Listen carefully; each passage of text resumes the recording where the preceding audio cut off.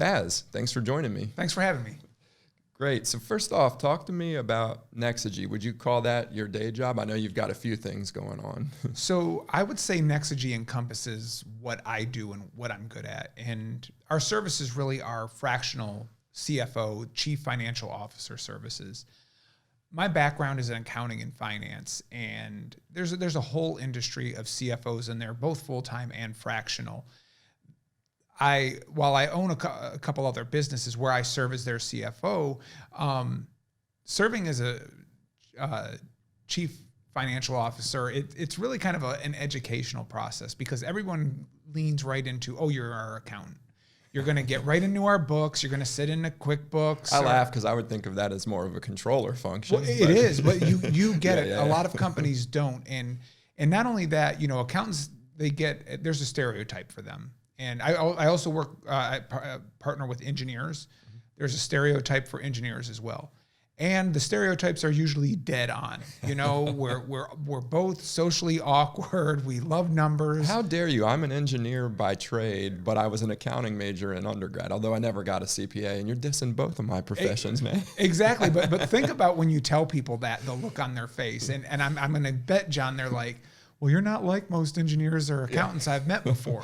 I'm not like most people, but probably not in a good way. But yes, you're right. Right. I don't strike you as an accountant or an engineer typically, right. But I know the stereotypes that you're talking about on both of them. Yeah, and there's a lot of foundational work both in engineering and accounting and any trade for that you learn how the system works. You learn the basic concepts, you learn how to apply them.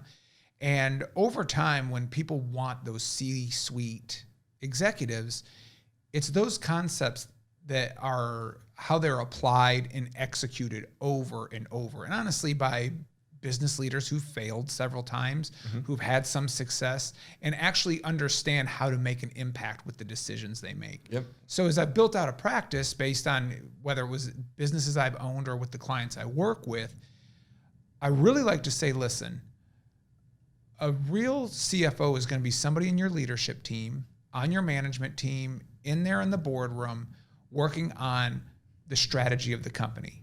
How do we drive this company to get it to where our preferred destination is? And as we do that, the CFO should stay in their lane and really focus on accounting, finance, and maybe to some degree operations. And even though they stay in their lane, the C-suite needs to not only stay in their lane, but they also need to know how they impact the other areas. We are in an area or a society where everybody gets really good at one thing to such a niche, and they focus on that, but they can't connect what they're doing with the bigger picture. And that's where your C-suite, fractional CFO, your full-time CFO, and all your CEOs, COOs, CTOs. I think you make a very interesting point there, and I've talked about this with people before. It's funny because my role is generally a little bit more geared towards sales in most of the things that I do these days. I'm generally pretty customer facing, but it's funny because finance in particular and legal as well oftentimes become the first touch point beyond the sales team. So the sales team is going out and prospecting. Right. And then you're hopefully signing a contract and statements of work and work orders. But that quickly becomes finance's job to work out, okay, let me review the contract and make sure that it works. And can we make money? Can we make money on it? Right. And they become very customer focused. And the good CFOs and the teams that they build, not that the CFOs are typically working on these contracts and talking to the customers, but somebody from the CFO's team is. Right. Same thing with legal, right? We're going back and forth working on legal issues. That is customer facing, and it's part of the customer experience. And so a good CFO or a good general counsel, in my experience, will think about the big picture, not just how do I reduce risk, how do I make sure that financially this is structured the right way, but how do I partner with this client, because I am part of the sales team at that point. Right, because on sales, the way we incentivize our sales team, it's always to the next deal, to the next deal, to the next deal. And if it's not evaluated that all of those deals line up, that it could create problems. So there really should be, and the personality type of your sales manager and your accounting manager are always going to be night and day. Sure. But that collaboration really is where value can be created. and, Sure. and drive the company. And ultimately, when you think about the treasury function and actually getting paid, that's tied inherently to your customer success. It's tied to your sales. Everybody's aligned, right? Like, we're not going to collect unless they have a good customer experience, and unless they're invoiced properly, and unless we submit through Ariba correctly or whatever the system is. Everything kind of has to work together. Right.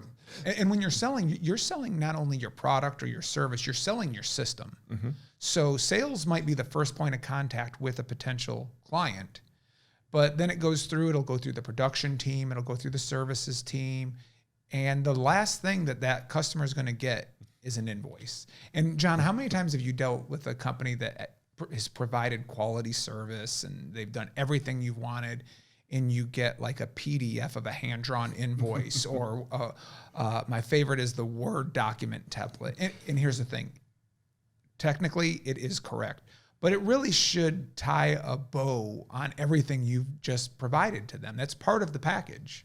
I couldn't agree more. And my tailor who makes suits for me, I buy suits for coworkers and that sort of thing at times. And so before COVID, when everybody was dressing up and going to the office, I'm pretty active with him, and he does great work, but I wouldn't know when I would get an invoice. I might not get an invoice, and it's fine. Okay, great. I'm aging my payables. Right. Yes. But everything else about the customer experience is wonderful. But then I feel like I have to audit every single time I get an invoice. And I've said something to him before. I've been like, why don't you fix this? And he's certainly gotten better about it. But I do think that part of the customer experience is important, because if you don't have, for me personally, I think people who take care of the little things well take care of the big things well too. Right. And if you can't take care of what I think are the little things, right, then how do I know that you're not, how do I know that you can be trusted to do them all? Right. Yeah. And even that little bit at the tail end, nobody likes asking anyone for money, but it's why we're doing what we're doing. You want to make it clear. You want every question that your customer or client may have to be addressed in that final billing, in that final statement of work. Yep. So make it clear. So we're always looking for a better deal. We're always wondering if somebody's trying to add something or sneak something in. Make it clear. Great businesses that execute well, there's nothing hidden. They literally will tell you, this is exactly what I'm going to do. I'm going to give you proof of it over and over again. Yeah. Now, one example of what I think was a well-run business was back in the early 2000s. There's a company called MicroStrategy. Are you familiar? I'm not familiar. Business intelligence company, one of the high flyers during the dot-com boom. They're based out of D.C. Great success story, but they had some accounting irregularities that they reported that literally precipitated the dot-com crash. If you look it up, and I'll even link in the show notes to this, but in March of 2000, they reported accounting irregularities that they found during an audit, and it caused their stock and a million others to just all start to collapse. And they ended up going into bankruptcy protection. And I remember I have a friend who's a CFO at an engineering firm in the DC area, and they had helped build MicroStrategy's new office. And he called and said, look, I don't, you owe us a bunch of money. You're well past due. I can read the newspapers. I just need to know, I'm going to write this off. Can you just confirm that you're not going to pay? Right. And this is where I get to the part about being a well-run business. Yeah. The lady said, look, you can I know what you're reading in the newspapers. I want to point out this is a restructuring, and Mr. Saylor, who is the founder and CEO, has instructed us that everybody is getting paid. Really? She said, you can write off whatever you need to write off, but I want you to understand it may be a year, but we are going to pay every one of you off. And that is a nice touch. When you hear that, that's reassuring. And they did. They followed through and they did it. So I think that like you said, well-run companies who have a process and are proactive and they're transparent with you and explain that even in a bad situation like that, the transparency is very helpful. Think about how many times you've had a customer who isn't paying you and they hide from you. Right. Oh, I know. It's weird. On the consulting side, I've had that very little, but on the engineering side, where the volume of invoices, they're smaller invoices, but a lot. Yeah, people will just hide, change email addresses. I mean, I feel like they're working harder than to just pay an invoice. Yeah, exactly. Exactly. And what are people going to do? You tell them, yeah, I'm not paying you right now and I don't know when. Times are tough right now. Yeah. Or in bigger companies' cases, when you work for Fortune 500 companies, sometimes it's just part of the game. Sometimes they're managing cash flow. And as long as they're transparent and say, look, you guys did the work fine, it's going to be 2 months before you get paid. Sorry. Like that. Then I don't have to keep calling you. I can put a reminder exactly on my calendar. So so first of all, I guess, you mentioned that you're doing CFO for hire, but it sounds like you get pulled into some of these bookkeeping discussions. Do a lot of people try to get you to do bookkeeping then? They do. Okay. And here's the thing. Bookkeepers are very undervalued and sometimes underqualified. So we all hear like, oh, I'm going to find somebody that's retired that'll just do this for 10 hours a week, or they've kept books in the past, but they really don't do any qualifications for that. So number one, there's no system set up. So bookkeeping of just entering and, paying bills and stuff, it kind of gets things done, but it really doesn't set up a structure of how you can actually measure any of the metrics of success. So yes, QuickBooks or Xero or any of those applications for small businesses will allow you to run a canned, profit and loss statement or a balance statement.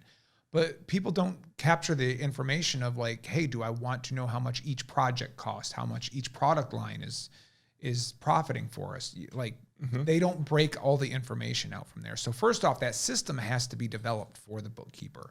Expecting a bookkeeper who just knows how to run transactions, it's unfair to them, and it's a lot of time outside of their scope on how to set that up. And funny enough, they'll take all these training classes and they'll know all the technical aspects on how to set it up and do it, but they don't understand the flow of business of what are we going to do this? Are we going to do it by business line, product line? Are we going to go down to an inventory level? When do we actually start measuring inventory? Sometimes it's not even worth it to measure inventory because it comes in, it goes out just as quick. You get it right in your COGS immediately. But you need somebody there that has some experience that can say, to literally help define those rules and the laws. Well, you're not even talking about more advanced discussions like LIFO versus FIFO or how I reconcile from one to the other for tax purposes. We're talking just the basics of how does it flow in the cost of goods sold. Exactly. Yeah. I'll be honest, I've worked with other CFOs that have 20 years experience. And I like to start with, John's our sales guy. He's talking to a customer and they close the deal. I like to walk through how that customer goes through the entire cycle and usually ends up going out through accounting and collections to understand what needs to be collected all the way. So number one, accounting can be successful, so operations can be successful, and sales can be successful. And there are so many CFOs that are like, oh, we can just invoice them. Like they don't look at the contract. It really is very transactional, and nothing fits in the pure process of the company. I've talked to some great product designers, and they always, it's funny because you talk about the accounting and finance and kind of the stereotypes there, but the view you're describing is exactly the way that the best product designers think about things. It's what is the customer journey?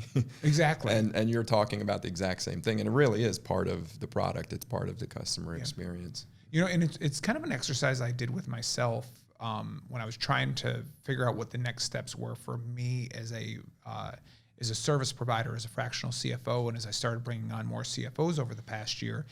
And I was like, what do I offer?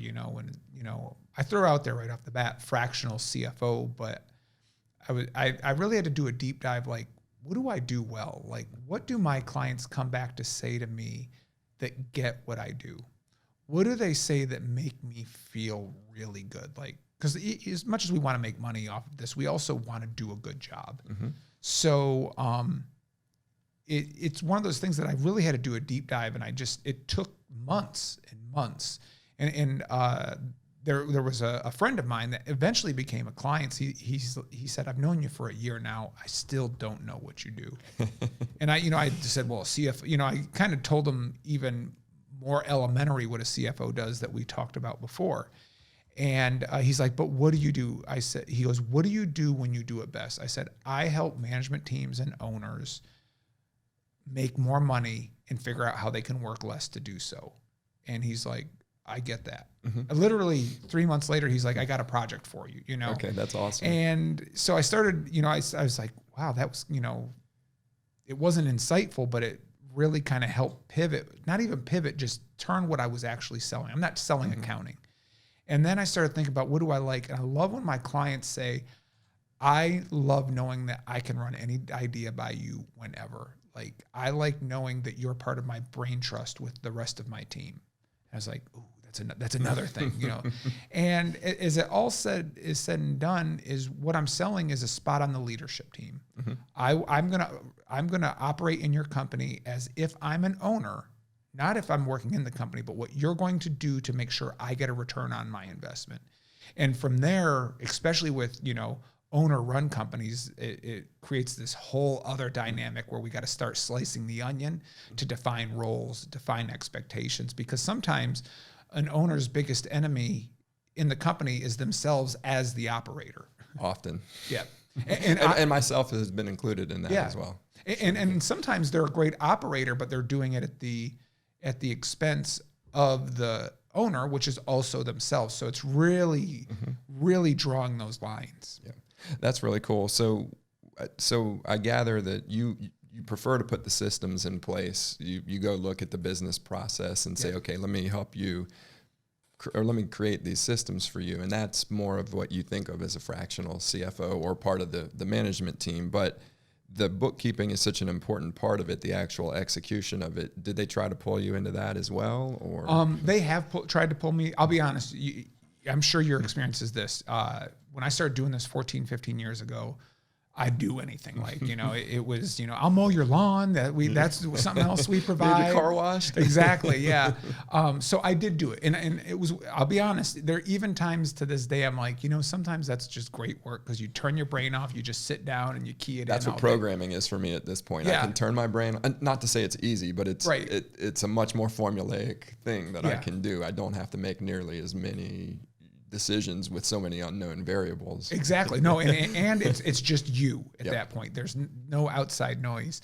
So there was a point that I did do it, honestly, 8-9 years ago. I said no, and we would always hire them a bookkeeper, find an outside bookkeeping company. I'm going to be honest. There's an opportunity out there, and I've actually found a bookkeeping company that I've partnered with that I bring in that I trust. I know their systems. They know my systems. But there's such a shortage of bookkeepers, both in profession and temporary, that are qualified to work for these companies. And why do you think that is? Is it partially because the QuickBooks and the Xeros and the FreshBooks and all these other software solutions have made part of it so much easier that people just think there isn't a need for humans to understand it, or is it something else? It's the way it's sold. It's sold that it's so accessible that anybody could do it. And the thing is they can operate the program fine, you know, because the program will say, we won't let you do this. It still doesn't, you know, you work in databases, right? You can get the data in there. Does that always mean it's clean data? I mean, you've got to build restrictions. You've got to build rules and process. All of those programs are great tools, you know, but you've got to use the tools to build the structure you want. Yeah. And I think, I don't blame those software packages, but I think it's given a lot of people confidence. And even some of the training that's offered out there to say, hey, now you can be certified in this program is very overstated. I think it puts people that are underqualified to run your cash flow or even be involved in the cash flow. It puts them in a level that they're just not qualified for. Yeah, there's a very good analog in the world of software development or application development. So there's a hot, I won't even call it new. They've been around for decades, but very recently there have been IPOs and exits and mergers and big investment in a space called no and low code. And the idea is that you can take things that you can take a business user is the promise of these things, who can put together a series of pictures and diagrams and requirements. And then because a lot of the code that you do that is created is pretty boilerplate and generic. It just generates the code for you. Yeah. And the tools are great. They've raised a lot of money. Again, they're Appian, IPO'd a few years ago.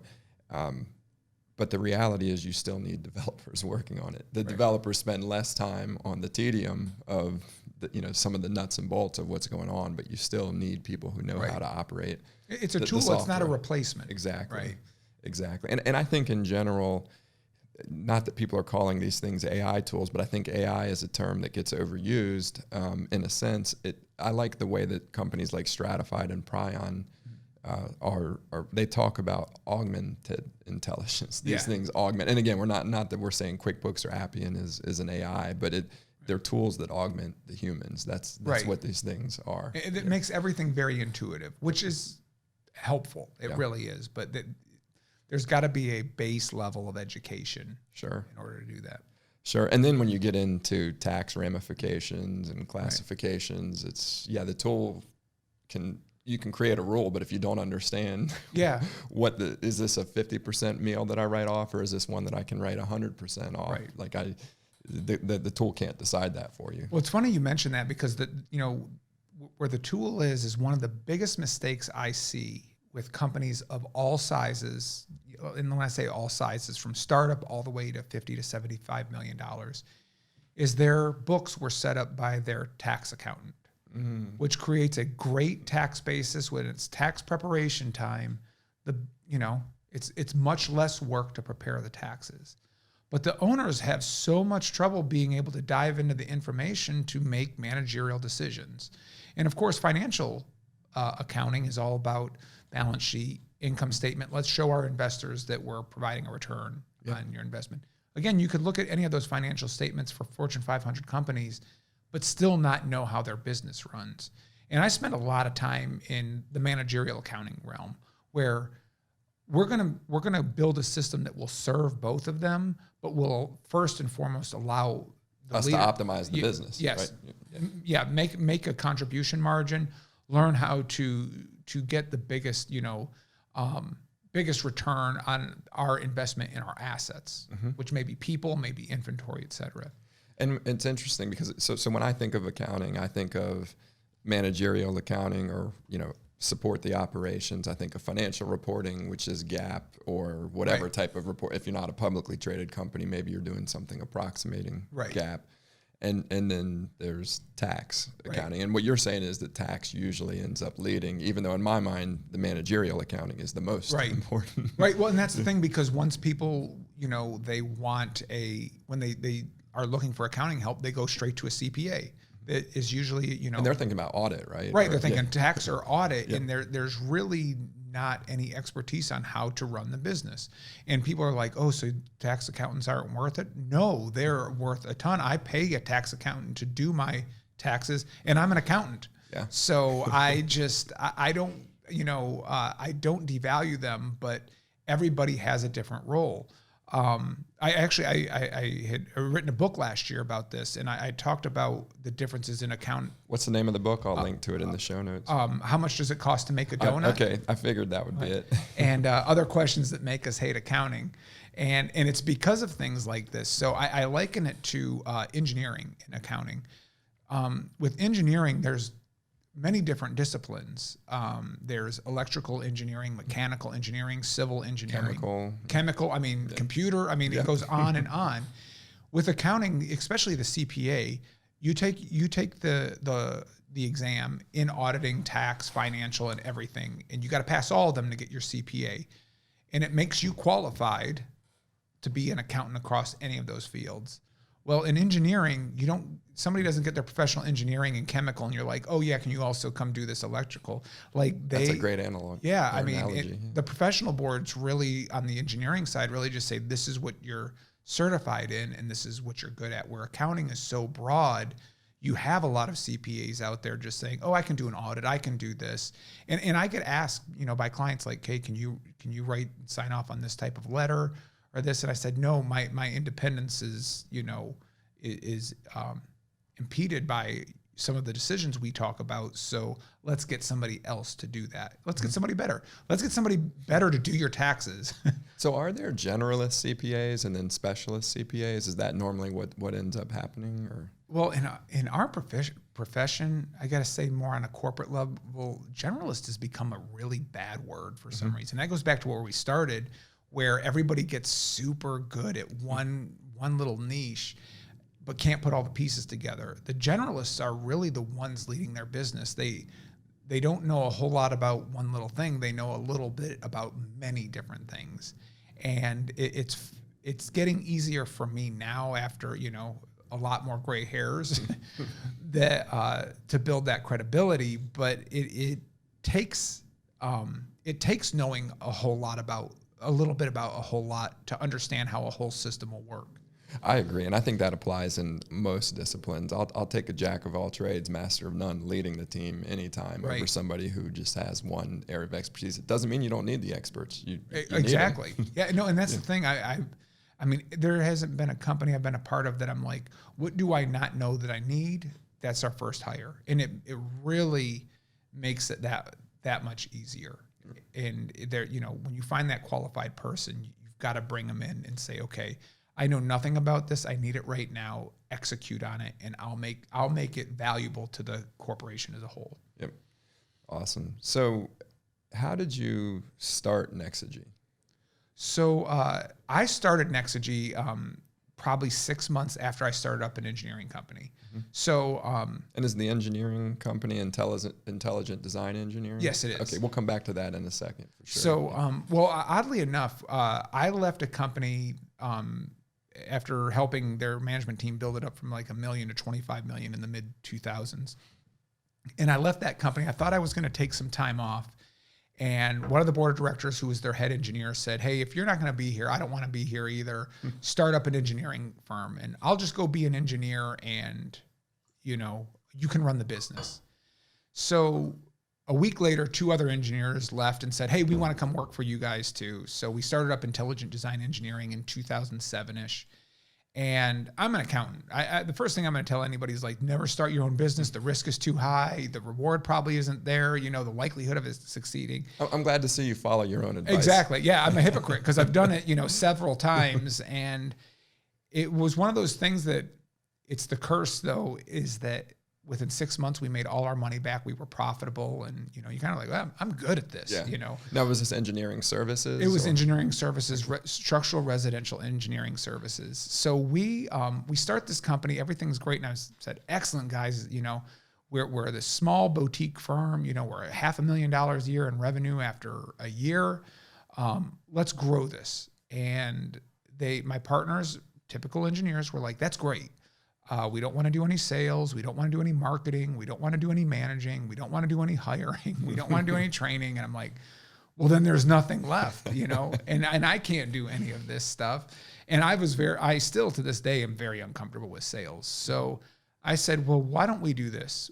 Why don't you I'll still work here, but only part-time. There's not enough work for me to just be here and collect a paycheck. I said, let's cut my pay and let me go do what I did for you guys for other companies. And I literally, that's the whole concept of how I started Nexagy was just, I was successful once with it. I would go help other companies find, whether it was operational efficiencies, whether it was restructuring, whether it was building and executing on their strategy. I spent time, with, companies, and early on it was companies from $1 to $10 million. Wow. And how has that changed over time? So oddly enough, in the middle of all that, I did get involved where I actually was the CEO of a medical device company. So, I wasn't working as a CFO as much for other clients besides Intelligent Design. And that company, ran its course. And I continued the practice, and it just continued to grow and grow to where about 3 years ago, I realized I need to bring in more CFOs. And I just, the whole thing was like, I want to find other CFOs that are like me, that do what I do well. I don't want somebody that goes in with an Excel spreadsheet and it's like, the number says this and this is what you do. Like, you need to really be a collaborator. And as I built the practice up, to, larger companies as well, I couldn't find out what I wanted that I liked about the way I handled it. And really the big piece is the better CFOs I met were people that had a really good background in IT process flow. So they understood accounting, but they knew, okay, going out to the old flow charts, here's the rectangle data input here.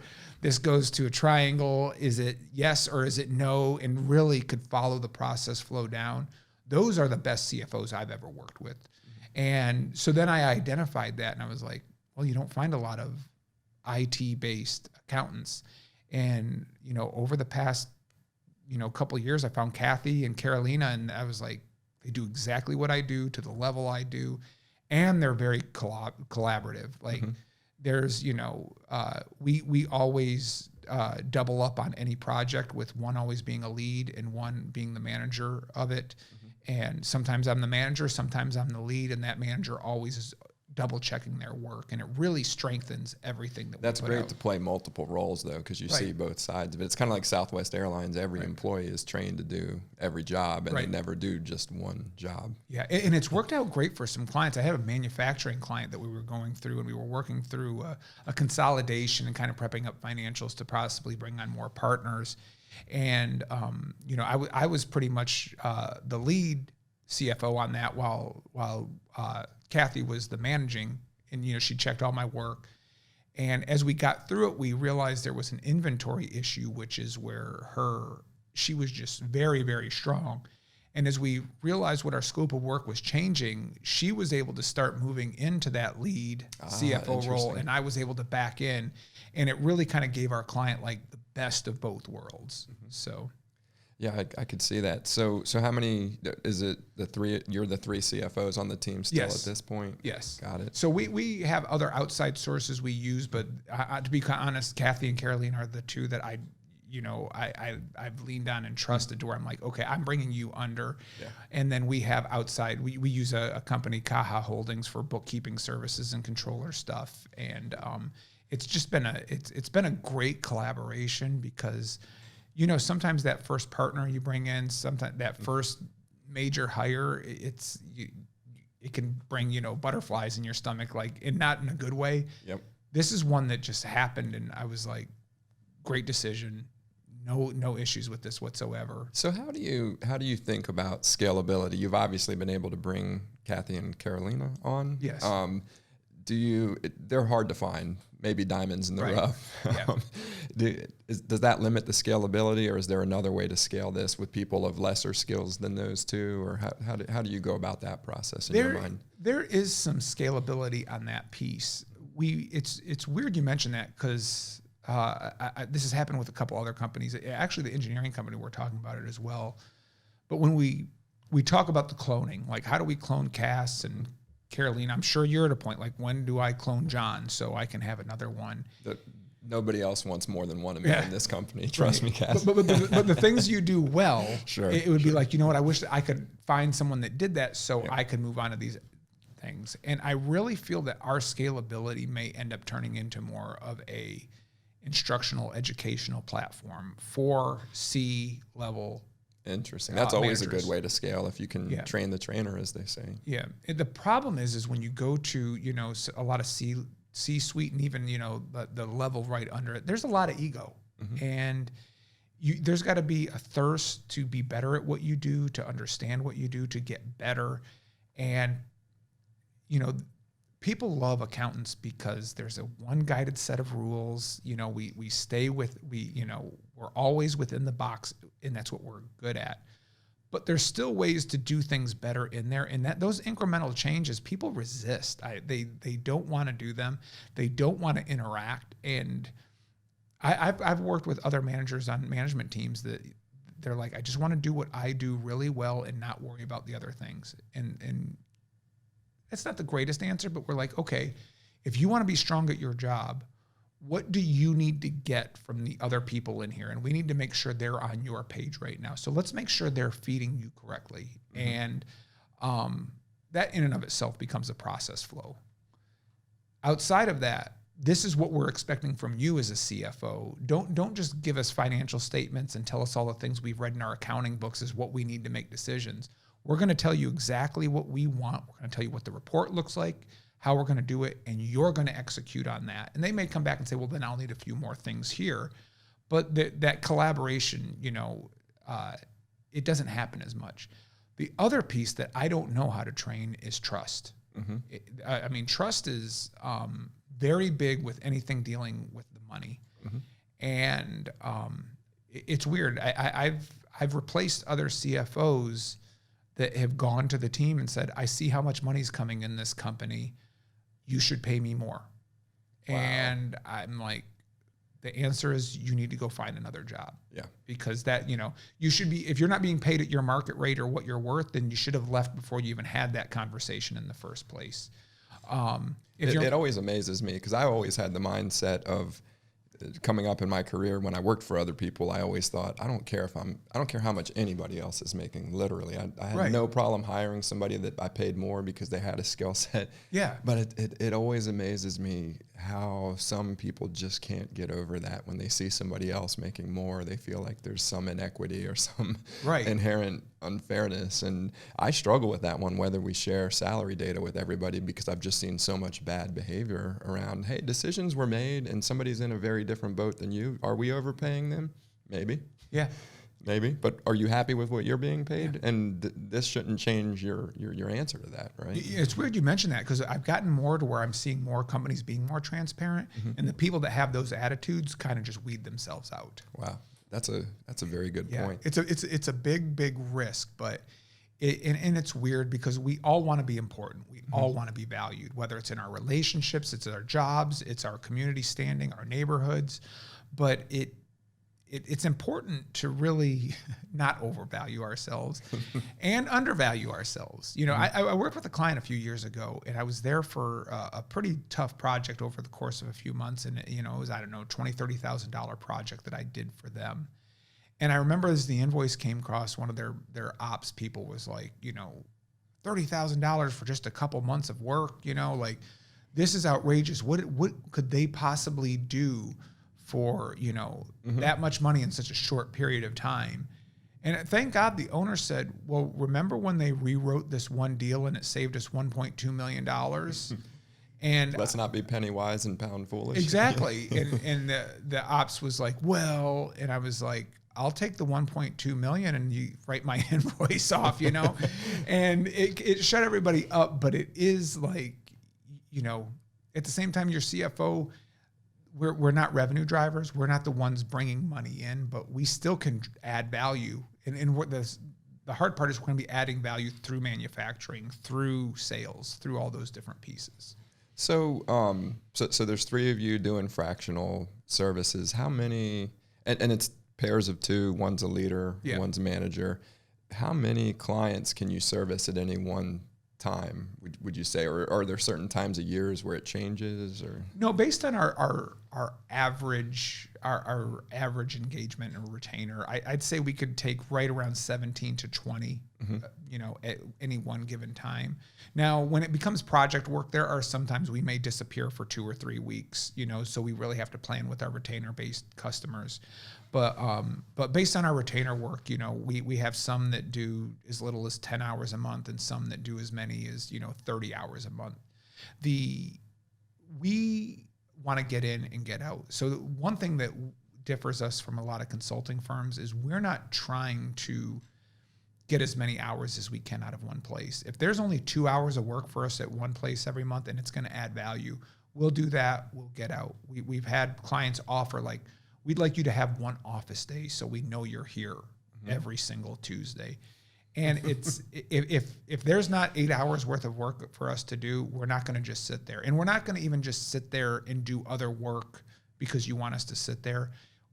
We all have a mindset like we want to get this thing done and move on to the next thing. If it requires more of our time to work on your company, we'll be the first ones to say, hey, listen, it's not 20 hours a month. It's going to be 30 hours a month based on the complexity of this. We very rarely get any resistance to that at all. Human behavior is so interesting. I'm reminded of a story from a prior life where a good friend and colleague of mine called me. He was staffing up a big consulting project. And I had been raving about this younger guy that was on one of my teams, and he brought him onto the team. And he's like, he called me up, and my friend, and was like, you said that you like this kid. Well, I don't get it. And I'm like, yeah, I love him. Like, he said, well, I was like, what's he doing wrong? And he said, well, he's getting, he comes in and he's out at 5:00 every day, and he goes home and nobody hears from him. Everybody else is working till 2 a.m. And I was like, oh, that's terrible. Is he getting his work done? And he said, oh, he does twice as much as anybody else on the team. Yeah. And I was like, well, what the fuck are we talking about? Exactly. Yeah. Why isn't he running the department? Yeah. That should be the question. Yeah. Exactly. And I get the mindset. I think in that case, the mindset is it sets a bad example for the rest of the team that needs to be there till 2 a.m. Yeah. I get it. It doesn't mean I agree with it. We should be sitting everybody else down and saying, let's work smarter, right? Exactly. Not harder. Exactly. I mean, to be quite honest, it's showing a huge issue with management and training. And it's what is he? Either he's the smartest man alive, or he's figured out something that he could teach all of us. Mm-hmm. Absolutely. No, it's funny. I have a very good friend who owns a consulting business, and they hire a lot of college kids, and he always asks them. Well, he doesn't ask them anymore. It's a 150-person firm, so he's not interviewing everybody anymore. But he always asked and has drilled it into everybody. So how many all-nighters did you pull in college? And the ones who like to brag about it and do it all the time don't get hired, because you don't manage time well if you're pulling an all-nighter twice a week. No, exactly. Yeah. And at some point that there's diminishing returns. And oddly enough, I'm the same way with my kids. My kids, they're B students. Mm-hmm. And honestly, they phone it in. Mm-hmm. And I'm like, what do you want to do? Where do you want to go to college? And they're like, maybe NC State, or I really don't care. Some are like, oh, I'd like to travel for a couple years. I'm like, well, let's put that on hold for a minute. But we've talked about, and when I say B, they're AB students, but they're not straight A students. Yep. And I'm like, what would it take to be straight A students? They're like, well, I'd have to take this class. I'd have, 16 more hours of homework every week and blah, blah. It was like, straight A's important to you? They're like, not really. I just want to get out of high school and go on to college. I'm like, well, then you're doing it. If you want to go to Harvard or any of those things, mm-hmm. then we got to talk different. But I admire that. I mean, I do too. God, we're seeing the damage that's done to so many of these kids that are being groomed for Duke and Georgetown, Sanford, and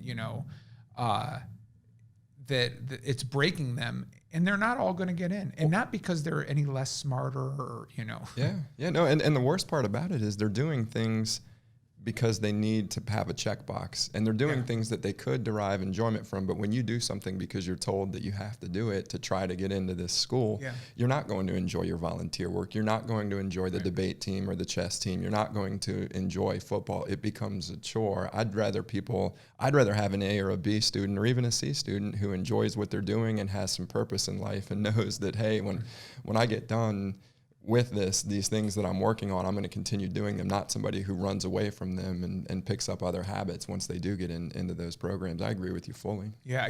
I was a low B student, and I got my accounting degree, and I started off with the bank. I was told I'd never be able to get a job outside of banking. At 24 years old, I was like, oh my God, did I make a choice out of college that I'm stuck here? Well, a lot of people never achieve escape velocity from the banks, unfortunately. Exactly. Well, and then I got into a construction engineering real estate development company, was told I'd never get out of that. Mm-hmm. And now, I'm working with manufacturing companies, a hearing company, a digital media company, engineering, I got to be honest, I don't know if there's many industries I haven't touched at this point, and I'm using the same skills and concepts that I used at the bank with them that I was told I could never do outside of the bank. Oh, that's great. So with Nexagy, I want to, before we talk a little bit about intelligent design engineering and some of the other things that I know you're working on, but can you talk to me about what's going through the three of your heads as you're starting to plan 2020 in the January-February time frame of 2020? What were those conversations? What were you thinking about? What were your goals? What were your objectives? Where did you think you were going to come out of 2020? So oddly enough, right at those times, I had worked peripherally with Kathy and Carolina, and I just knew what I liked. Like, it's funny. I met with a colleague, and she was like, "Well, why don't you hire them?" And I was like, "Can you do that? Can I bring them on?" I really just didn't even. It's funny because our mutual friend Jeff Warner just went through this with bringing a partner on board, and he told the story about it on the podcast, which is why I'm laughing that the two of you were going through probably a similar discussion. Very similar. Yeah, I actually met with him last month or so, and we were talking about it. I was like, "No, I've been there," and so we started having those conversations, and we, oddly enough, through COVID, need for our types of services really increased. So it was like we're going to have a whole lot of test concepts in 2020 to decide. And by summertime, we were like, we're going to gear everything up. So by the fourth quarter, that we're a 3-team CFO company. We have a partnership with, Caja Holding, which is Carolina owns and had set that company up. Oh, great. That we're able to really offer all of those services and really, best case, provide accounting leadership for management teams. Not best case, but at our top level of service, that's what you get. But if you need a full accounting department, we can provide that as well.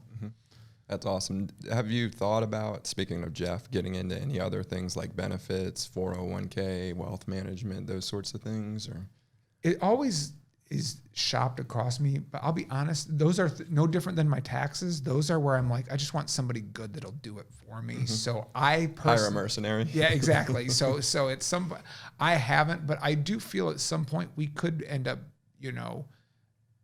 being a part of a larger organization that offers, you kind of have your entire back office structure for large companies that could be run as a fractional company. So COVID, it sounds like, actually increased the demand, and luckily you were already having conversations that we're going to build some scalability into your business model. Yeah, there were several clients that I have that I had been not working on, but that they've had proposals for a while, and for some reason COVID was a sparking point for them to say, you know what, it's time to come in. And some of them were because they were thriving. Some of them were like, things are going to hurt really bad for the next few months. We really need somebody like you at the helm. Yeah. And I admire those companies who can say things are going to be bad, but it's an opportunity to fix the things that I've known I needed to fix all along. No, and I got to be, and it's funny because I also had another client that he was about to cut a third of his workforce and all of these things. His business was up like 40%. I'm like, how are you going to get the work done? And he's like, I don't know. I just got to cut costs. I'm like, you've got to make revenue, and you need to make, you need your margin on these. And he ended up, not laying one person off and actually had a really good year. Yeah. So. Yeah, it's been interesting seeing the businesses that prospered, the others that struggled. There were a couple that weren't able to make it to the other side, and that's always unfortunate. But you do wonder, were they not going to make it to the other side anyways? Because let's be honest, businesses fail. Do you service mostly startups or more established companies, or is there a mix there? Right now, more established companies. When I started out 14 years ago, it was anybody, and I did a lot of startup companies, but I spent probably the early first 5 years with companies that were right around $500,000 and built plans on how to get them to $1 million. And then I found myself in an area where I started building companies from $1 million to $2 million, then $2 to $5 million, and then the 5s to the 10. And it seems like once you hit 10, the difference between 5 to 10 and 5 to 25 is not that big of a difference. How would you, and this may be a stupid question, but how would you categorize the difference? Are there common problems that when you go from 1 to 2 or 2 to 5 or some other size where you just see those things happen? Because in the consulting world, I've started businesses and grown them to certain sizes, and I know, for instance, when you hit 20 people, you run up against some headwinds, and then you change things, and then everything runs well until you hit 50, and then it's till 100. Yeah. Are there? Do you see that in general, or is it different by industry? Or well, I see early on just trying to make sure before $1 million, you're just trying to make sure you're making a margin on everything you do, whether it's services, whether it's a product. And sometimes, with service companies, people don't want to count time. They don't want to count the cost of time. And you really got to break that down. So before $1 million, it's really making sure you can get margin.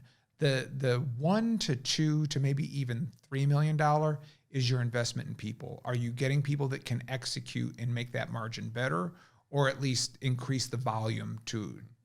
And I guess at that point you're having to implement processes, because it's no longer you and maybe your co-founder. You've got to make them. You need to make them replicable. Yeah. 3 million or 2 to 3 million going to 5 is where we need to shell out some money, and we're going to invest in infrastructure. In infrastructure that may not pay off until it might make us break even at 3 million. We won't, but the gain will be exponential everything after 3 million. And that's the hard part, because then that's a real investment of capital to say. And it's a risk. If you slow down and you lose that velocity, exactly, you may crash and burn too. Exactly. So it's trying to do that and minimize the risk as much as possible, so it's not a throwing money down the drain point. So, and I don't like spending money. I've got one client, they're like, we always come up with great ideas for Cass to say no to, but I'm like, if I can't see that there's a benefit to it in any level, like I will say no. I'll even accept the benefits. Like, this will just make me happy for a couple months. I'll be like, okay, well, a couple $100 for that's a good investment. But sometimes, everybody's, I'm just as guilty. The shiny metal object, we want to chase that at certain times, but I'm like, what will we get out of using that? Will anything get better? I'm laughing because I'm rewatching Entourage on HBO, and every time Vince buys, I don't know if you've seen the series, but every time Vince buys a new car or a new house or spends some crazy money, the accountant calls it Eric and just screams at him like, "What is Vince buying now?" Yeah. I'm picturing you being that one. Oh, I'm that way. And the sad thing is, I live my life that way too. And it's weird, like little stupid things that here's the other thing. It caused me to start looking better inward on where I could spend money to get value. So I remember, 5 or 6 years ago when I first started dating my girlfriend, she said, I pay $100 a month to Harris Teeter so I can pick my food up in the grocery line. I just order it online. I was like, oh, what a waste of money. And she's like, just do it for a month. I was like, $99 for a whole year? And she's like, just do it. I'll be honest. I mean, it was saving me 2 hours every single week, and wow, I could build that out at a whole, so I started really thinking like, what would I need to be paid to do this? And can I find somebody to do it less and faster? And I even started selling myself like this. Anything I do for a client, I'm like, here's everything that I would do and need to be done in order for this to work for you. And they'll be like, well, now that you told me I can go do it myself, I'm like, go for it. I've got no problem. If you do, show me afterwards. Maybe I'll learn a few things. Yeah.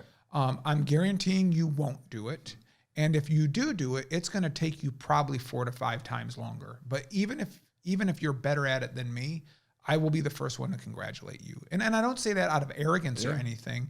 If you have that skill set inside, take care of it. Just get it done. Yeah. Yeah. No, and I'm with you. I tend to put a dollar value on an hour for me. Yeah. And obviously it's a range, because it's not something that's black and white, but when I look at anything that somebody else wants to do, if I know I can do it well, then I'm going to compare the amount of time that I'm going to spend to my hourly rate, and I have no problem forking over the money if you're going to charge me less than my hourly rate. I do get, though, my dad and I always argue because he likes to change his own oil.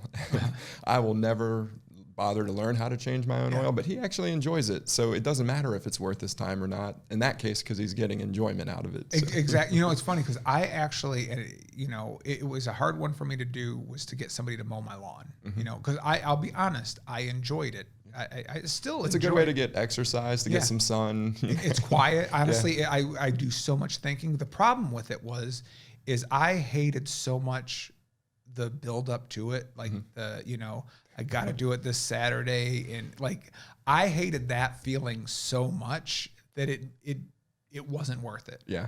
And that's when I was like, you know what? I'm just going to get somebody else to do it. Yeah. Yeah. No, it's but my fiance and I have this discussion a lot because she's a perfectionist and and a lot of things she's like, well, I can just do that. And I'm like, yeah, you can, but you're also a very successful real estate agent who can spend time on that instead and pay somebody else way less than what you're going to earn spending your time on real estate. But I think it's a balance. Look, at the end of the day, I'm sure I could go out to eat, and it would satisfy my hourly rate, but I enjoy cooking. So you know what, I'm just gonna do it and spend some time, because you can't spend all your time making money. Let's be honest. No, I'm the same way. Yeah, my girlfriend got me a green egg for Christmas. Oh, we have a Komodo Joe. It is my favorite thing every weekend. Let me tell you, this podcast could take a real turn right now, because this is what I've been dedicating my weekends to lately, is briskets and pulled pork and all that. So that's awesome. So what, have you tried ribs yet? Or I have done ribs. My last ones.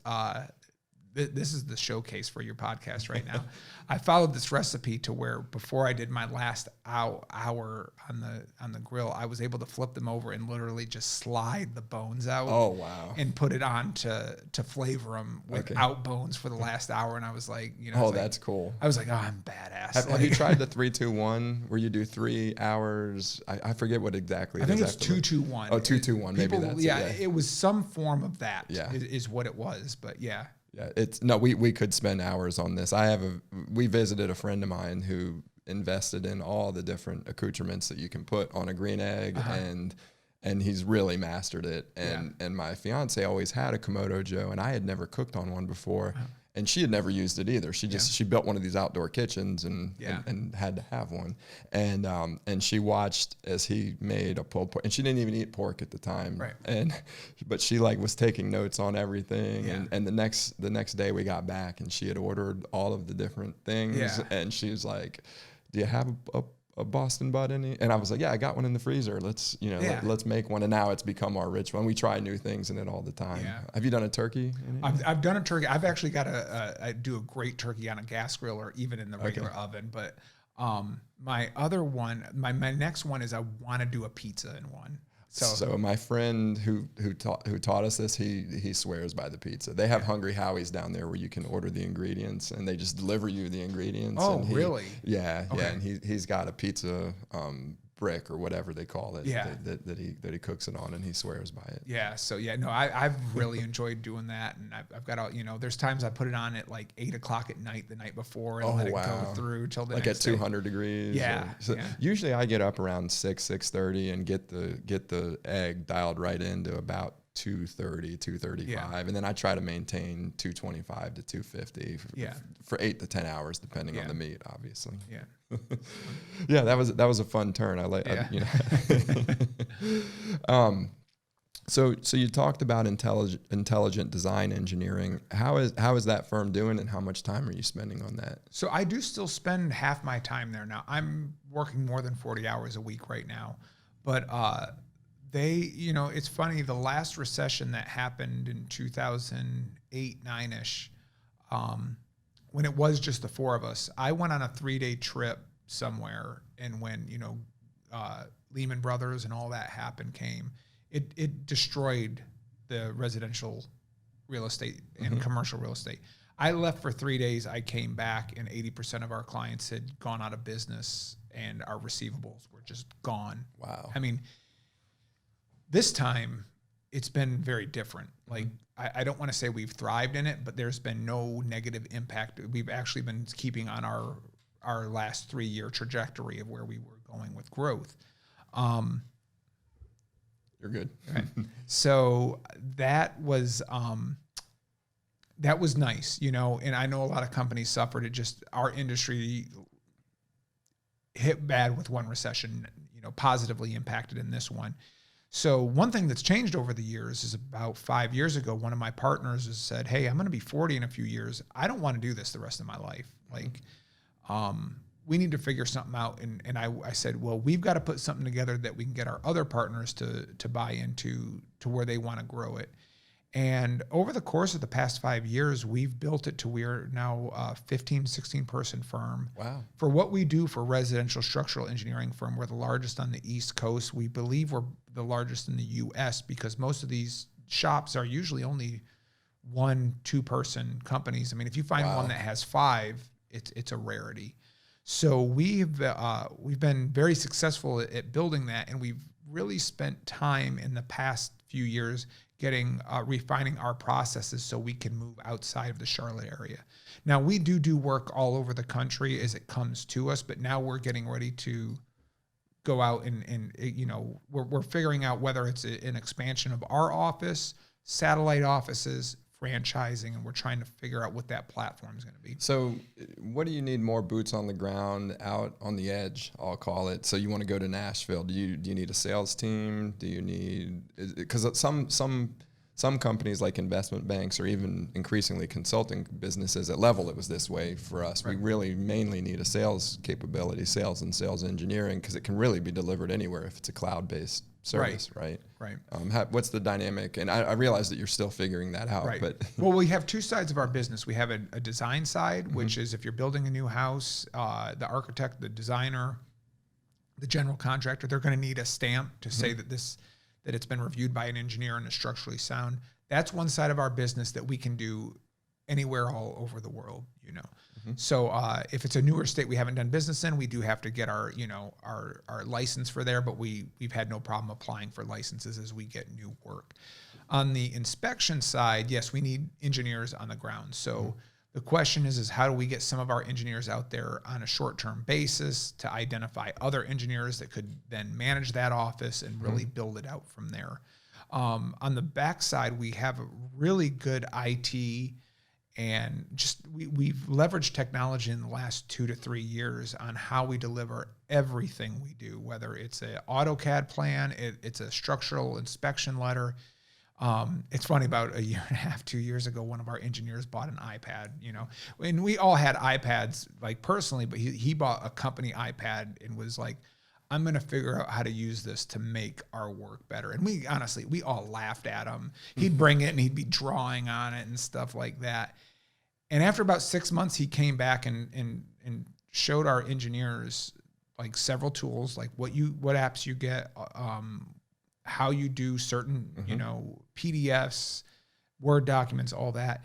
And he was able to cut to where he would go out on the field for 4 days a week, do all his inspections, and then be in the office all day just writing letters, shooting emails out, to where he's like, now when I pull out of the driveway, I hit the send button and it goes right to the... So that day is now spent with the kids. Exactly. Yeah. It's either free time, time for more inspections, like whatever you want it to be. And we're also very conscious.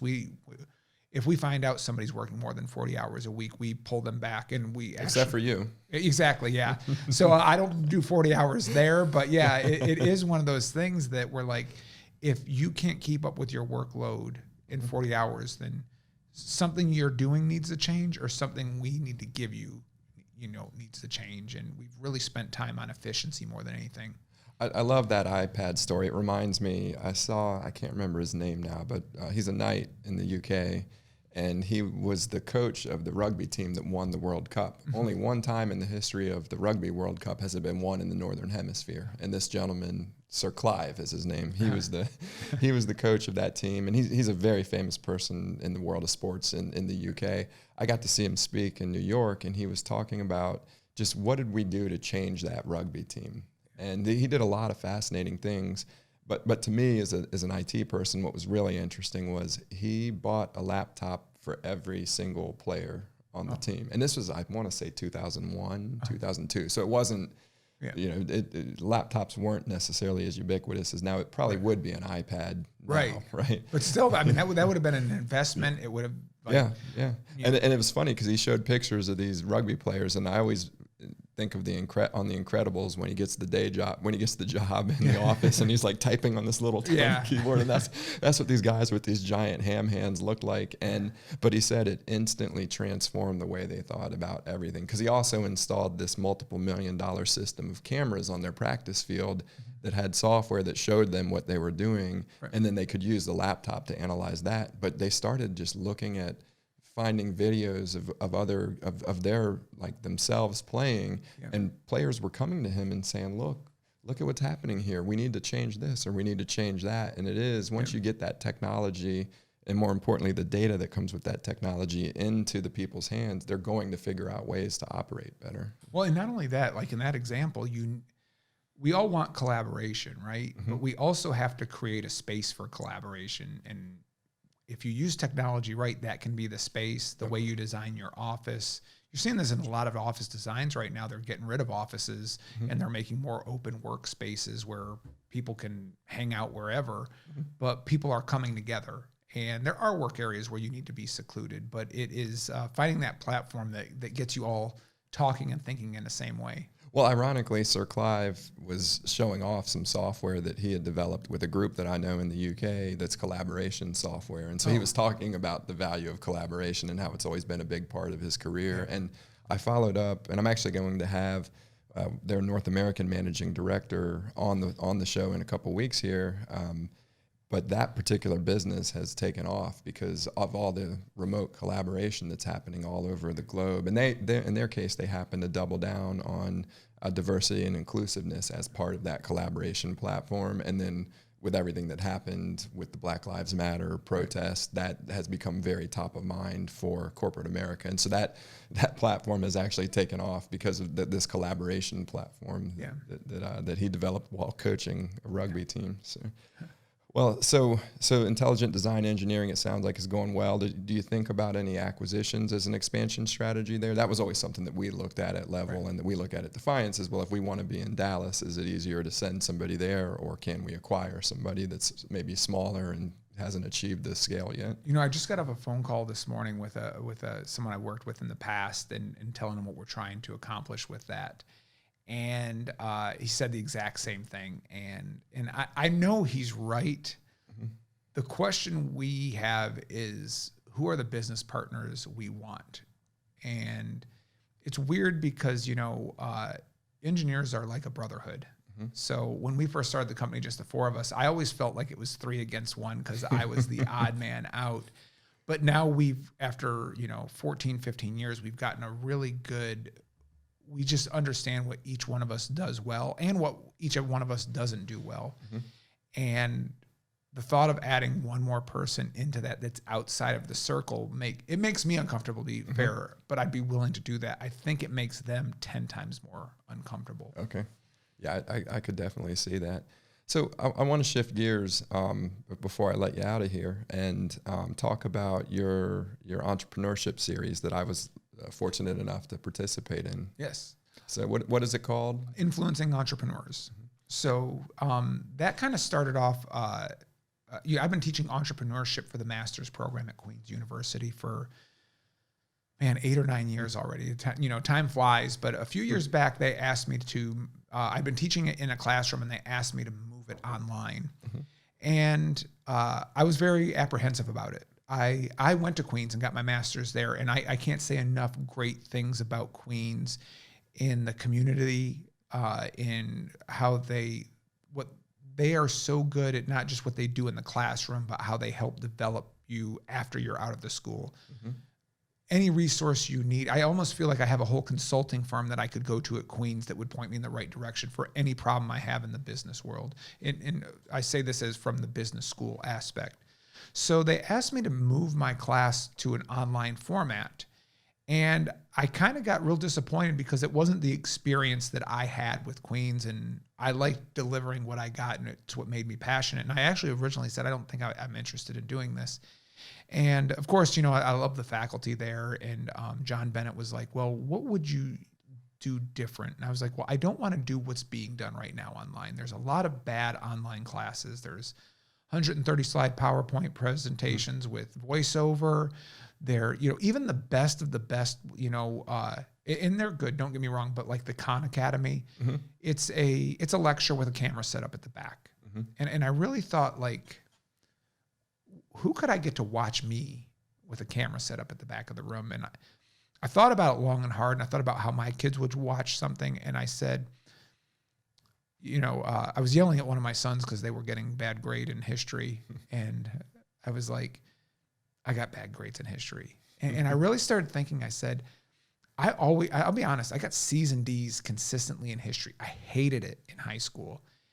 But I also was like, I can watch like an 18-hour documentary on World War II now and just love every bit of it. My favorite podcast is Dan Carlin's Hardcore History. Have you heard of it? I have not. Oh, he's not a historian, but he's just a fan of history. Yeah. He's a history buff, you'd say, and he just does very, very good research on various epics in human history. So he has a World War II section. He has a Attila the Hun section. He goes through, and it's like 12 to 24 hours of him just like explaining how it works in a podcast series. And I love those. I did okay in history, but I'm fascinated by that type of content myself as well. Well, and I really thought, like, why is it the same content, but now I like it? Mm-hmm. Even now I'm learning more detail than I would have. Mm-hmm.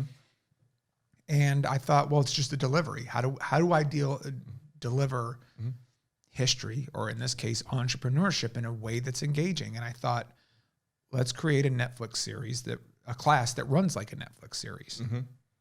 So I spent a lot of time just building out the functionality of how to get people to watch. You know, I thought, like, if the countdown says next episode starts in 3 seconds, what will keep you going? And of course there was a textbook, there were assignments, but I wanted them all to be based on interactive lectures to some degree, to where you felt like you were in the classroom. So I went out and I spent my own money, hired a company, and I filmed lectures that had multicams. The whiteboard was all done in professional animation, and it literally played like a lecture. And I took a lecture that would normally take me an hour or two and got it down to 8 to 12 minutes. I knew that any video lecture I created had to be 8 to 12 minutes, because if John was in my class, mm-hmm. I wanted him to get to the end and be like, well, the next one's only 9 minutes. I could probably watch this and maybe you might binge on mm-hmm. a class. And I realized that I could get all of my material across if I was very efficient with it in that time. And I've actually presented this to other entrepreneurship professors at universities. And I get some really bad looks. They're like, I need 3 hours. And I'm like, mm-hmm. I said, on a 3-hour lecture, I'm lucky if I have 30 minutes of real knowledge. Sure. I said, I know the other 2.5 is to reinforce it, but really the 30 minutes is probably stretching it, yep. And I even said to the room, I said, I challenge the room if you really all have that much knowledge to share. But reinforcing it is extremely important. So I figured, let's build the lectures out that way. But one of the highest rated things in my classes ever was in person. If I brought an entrepreneur like you, a restaurant owner, or any type of business owner that had succeeded or even failed. But it's not all small business entrepreneurs like myself and others. You've got some big names on there. Right. Yeah. Fortune 500 companies. I have minority-owned businesses. Mm-hmm. I have non-for-profits. People forget those are run just like businesses, mm-hmm. but they come with their own challenges. Women-led companies. I mean, like, I wanted to make sure entrepreneurship was in the classroom was very diverse and showed all aspects. I didn't want it to be, every speaker was a 33-year-old white kid who came up with a new app, because really, if you go out on the podcast system, that's all you find right now. Yep. And not to say they're not great business leaders, but business leaders comes in all sizes, shapes, and forms. So I thought, how do I do this online? And I turned it into an interview series. I said, I want this to look like you were on Dateline mm-hmm. or on some sort of, or 2020 or some kind of show where you're getting interviewed. And I got in my first 10 entrepreneurs, and it came out so good that I said, let's add a little more post-production on it, because these aren't my stories. These are everybody's stories. And any entrepreneur I've ever dealt with, they don't have secrets. They're mm-hmm. like, I'm going to tell you my whole story, make it available for everybody. I came on your show and we talked about my partners kicking me out of my old company level. Right? Yeah. Like it's that kind of things that's real. Like, do you know any entrepreneurship textbook, if you even took an entrepreneurship class, because when I was going through school, they didn't exist, that talk about things like that? I mean, those are real. How do you know if you have the right business partner? What do you do when it goes bad? What do you do when it's your family? Yeah. I mean, all of those different aspects. So as those stories started coming in, I knew I could reinforce a 10-minute lecture with real world business cases. And I said, after my students are done with them, I'm releasing them. Like, let the whole world have them. And we just finished filming our 3rd season. It'll come out, in probably another 6 weeks or so, but it just... And you work with Spherical Media, I work with guys, Spherical correct? Media. Shout out to Spherical Media. Yes. I was on their Hive Mind podcast, had a great time on it. Yeah, they, Tim and Jared are great guys. Another shout out, they just celebrated 10 years. I saw that. That's awesome. And they... and Jeff just appeared on their podcast. Yes, yeah, I know. We're kind of creating our own bubble, but yeah, but yeah, no, they came in and they make an effort every time. They're just such great storytellers. Mm-hmm. I'm going to tell you what they've done really well. Number one, they do great production. They've also made me better. Mm-hmm. They've made me a better interviewer. They've made this more than just a class project for me. They've made this into something really special. And now on the 3rd season, they've made it even better. Like, I really can't wait for everybody to see these, not just my students. I'm excited to see them. It was just a really great experience. And it could have just been an interview that went anywhere, but even the personal stories, like something like, with your partners, it always was able to relate to, what drives entrepreneurs, what challenges them, what kind of makes you feel defeated. We had a few this season that really they shared some really deep personal traumatic events that shaped their entire life, and how they thought it was over and how they came out the other side, and it was really the defining moment that made them 10 times better than they ever would be. That's great. So obviously you did this to teach students, you've opened it up to the world. What surprised you that you've learned in this process? It's weird. What I've learned a lot is something I had to learn the hard way. When I first started my first business, other entrepreneurs were like, I need to meet with you and hear what you're doing. And I'm going to tell you who to talk to and what you need. And it made me uncomfortable. I really thought like, oh my gosh, what are they trying to sell me, or they want this? And they really just wanted to help.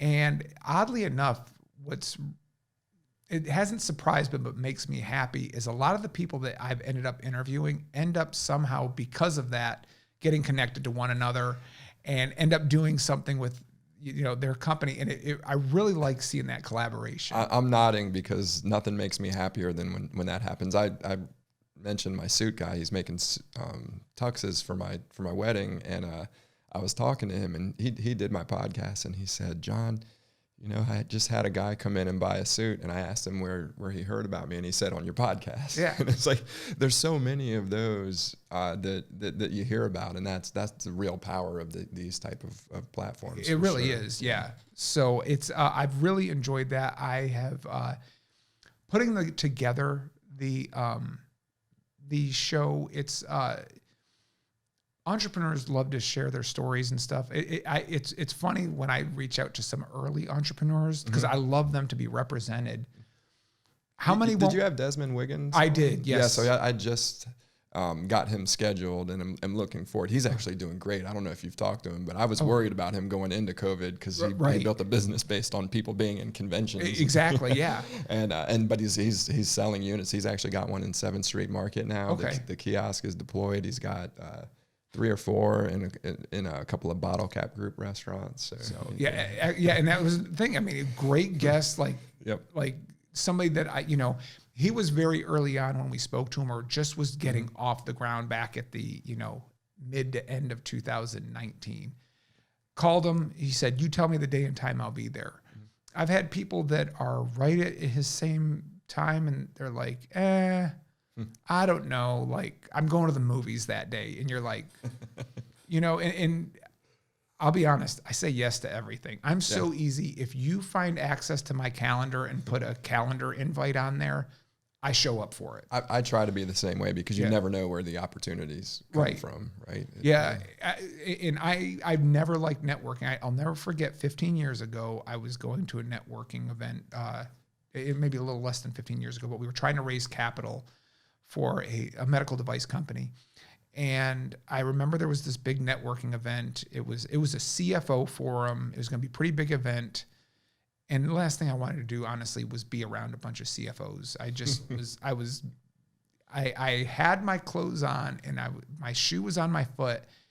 And I literally was like, I'm going to take the shoe off and just not go. Like, I don't want to wear my suit and all that. And I was like, you know what? This is the last one I'm going to go to. I put my suit on. went there, found our biggest investor, found a board member. Oh, like wow. it was one of those things that it was so impactful that I was like, you always got to put your shoe on. You always have to keep going. And there's things I still dread. And those are the ones that usually are the most fruitful. Yeah. Now, I've heard, I don't know if you know Igor Jablokov. He founded Yap, which he sold to Amazon a long time ago, and it became Alexa. And he's got a new business called Prion, and I invested in it, but I also had him on the podcast, and he talked about with Yap, they were running out of money. They were getting ready to raise more money, contemplating layoffs. I mean, and they went to a conference, and he went to a conference that cost him money. He's like, I didn't know what it was going to be for me. And he gets approached by gentlemen in suits who said, do you have patents? And he said, yes, I do. And that turned out, he didn't know, but it turned out to be Amazon and led to this massive acquisition and became Alexa. Yeah. And he lectures a lot about it now. Well, now he's busy with the new business, but in between the two businesses, he would talk a lot about the non-linearity of the startup journey. And you have to be out there. You have to be in front of people because you don't know where that next...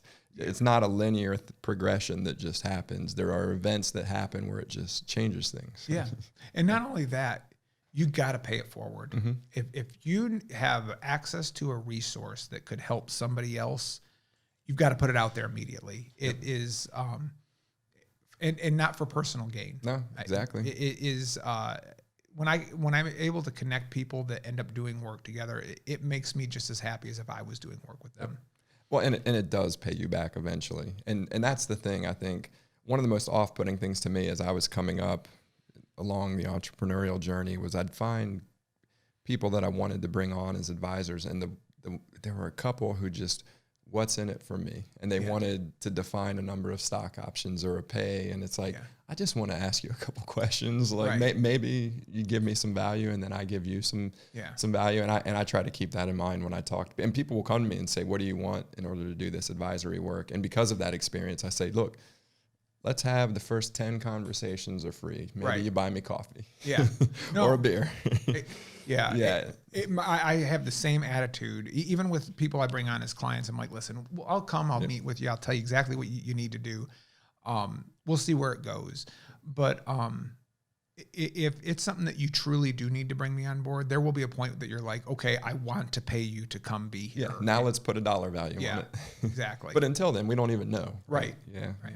No, that's interesting. So you mentioned to me earlier that you've started putting this content, which you were distributing. I take it through Queen's University, or was it? I actually put platform? it. You recently put it on a podcast. Right? I did. I actually. I always just did it through my YouTube channel, and it's all my content.